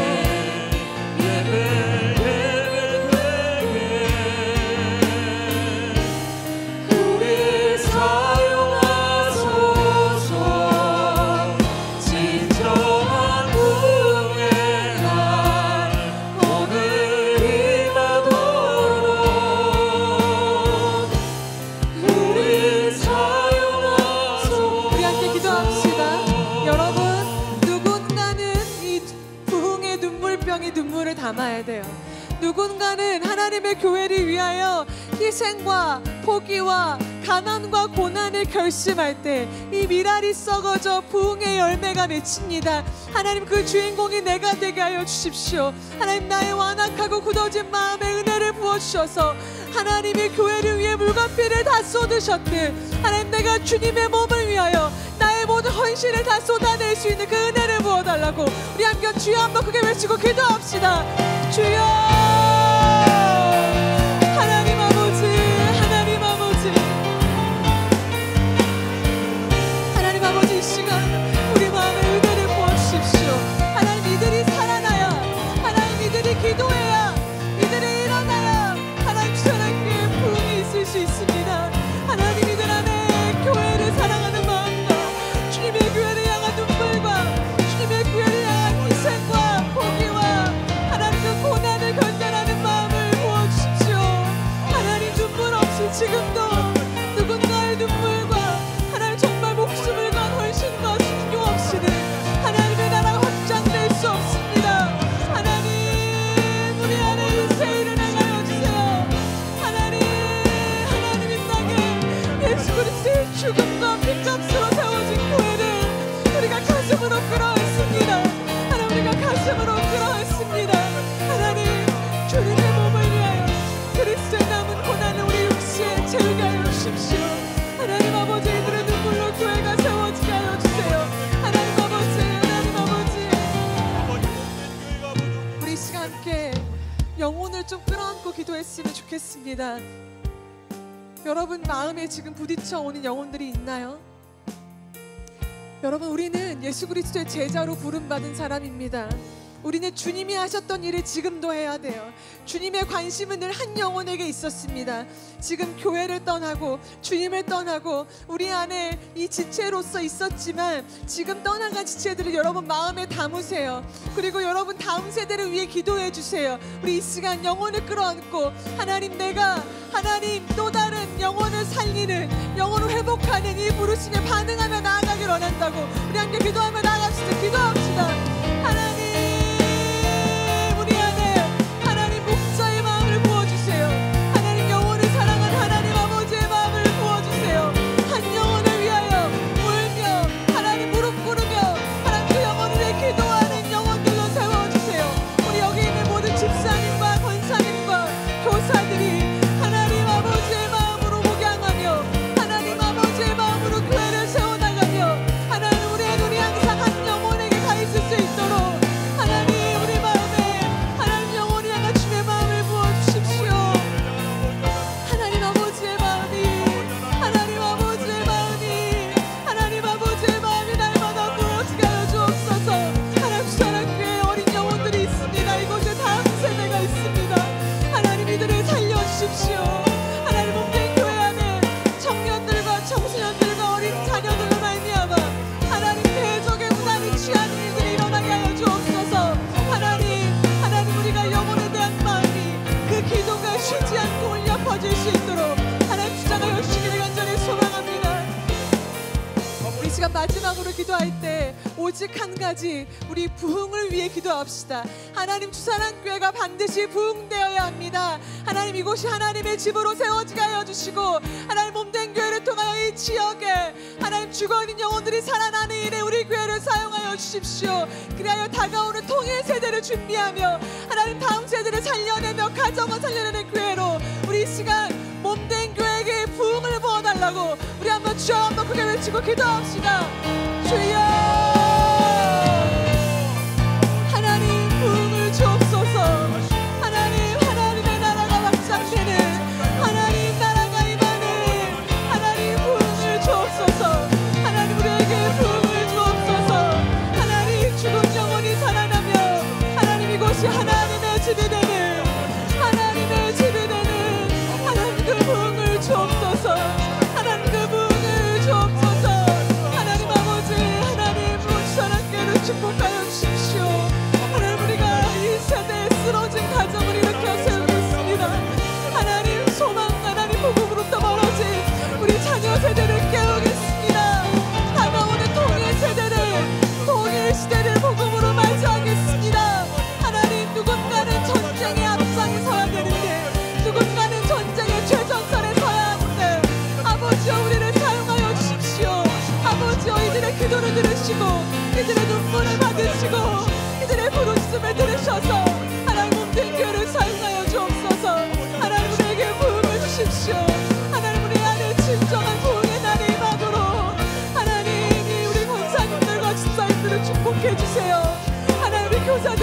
새롭게 해주세요. 하나님, 이들이 하나님 앞에 밤낮 부르짖는 너희가 악한 길에서 떠나 내 얼굴을 구하면 내가 그 음성을 듣고 그 땅에 고칠지라 말씀하셨습니다. 하나님 아버지, 우리 안에 부음을 주십시오. 하나님 아버지, 우리 안에 부음을 주십시오. 하나님 아버지, 우리 안에 부음을 주십시오. 하나님 아버지, 우리 안에 세일을 행하여 주십시오. 주사랑교회 세일을 행하여 주세요. 하나님, 우리가 여기서 멈칫거리지 않고 한계를 돌파하도록 하나님, 이 직분자들의 기도를 깨워주세요. 하나님, 입을 열어 기도하게 해주세요. 하나님, 입을 열어 기도하고 파수하게 해주세요. 하나님, 주사랑교회 다시 한번 그리스도의 계절이 임하도록 하나님 아버지 성령으로 역사해 주시기를 원합니다.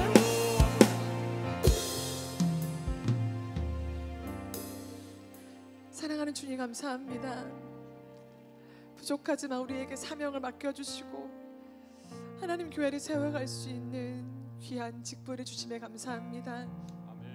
하나님 아버지, 맡은 자에게 구할 것은 충성이라 말씀하셨습니다.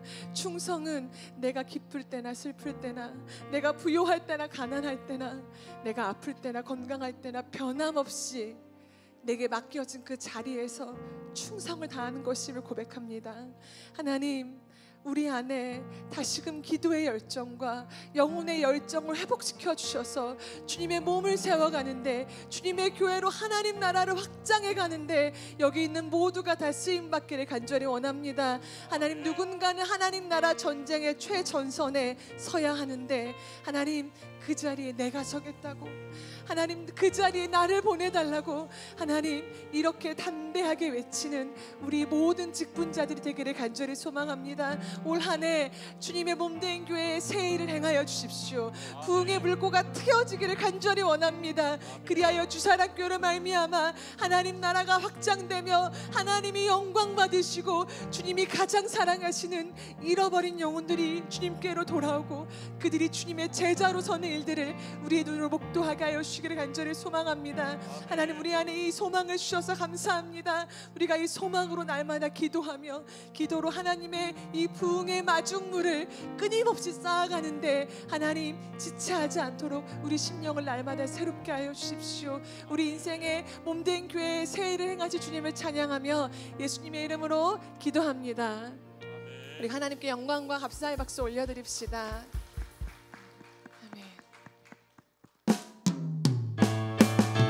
우리 다 같이 일어나셔서 마지막 찬양 올려드리고 마무리할게요. 네, 다 같이 일어나셔서 이 찬양 올려드리고 모든 세미나를 마치겠습니다.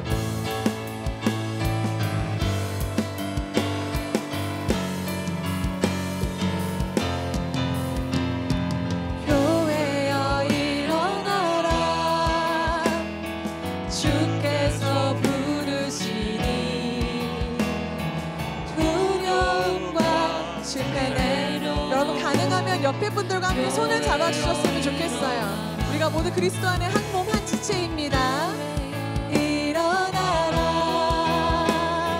주께서 보내시니 우리 부르신 삶의 자리에서 교회여 일어나라. 우리 세상의 빛, 하나님의 편지, 주의 교회를 통해